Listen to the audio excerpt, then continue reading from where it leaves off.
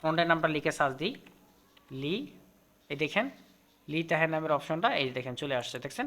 এই দেখেন আমরা এই যে সফটওয়্যারটা আমরা ডাউনলোড করলাম, এই সফটওয়্যার এই ফ্রন্টটাকে আমরা এখানে করলাম, করার পরে এখন এই ফ্রন্টটাকে আমরা আরেকটু বাসানোর জন্য কি করতে হবে, আমরা এখানে ব্ল্যাক দিয়ে দিলাম। এই জিনিসটা একটু খেয়াল করেন সবাই, খুবই গুরুত্বপূর্ণ, খুবই গুরুত্বপূর্ণ, আবার বলতাছি।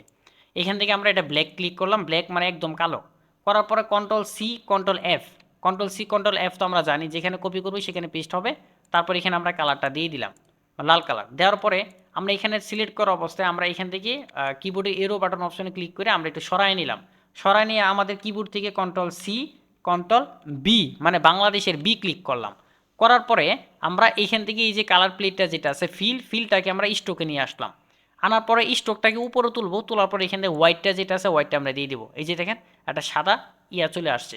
তারপর আমরা এখান থেকে যে স্ট্রোকটা যেটা আছে স্ট্রোকটা আমরা একটু বাড়াই দিব, দেখেন স্ট্রোকটা বাড়াই গেছে। তারপর স্ট্রোকের নিচে যেগুলো আছে এগুলো আমরা কেটে দিলাম, যেন একটু সুন্দর এবং ফুটে ওঠার জন্য। বুঝতে পেরেছি আমরা এতটুক, বাস এতটুক গেল। তারপর হচ্ছে আরেকটা কাজ আমি দেখাই দিচ্ছি আপনাদেরকে, যে কিভাবে ইমেজ আনতে হয় সেটা তো আমরা শিখলাম।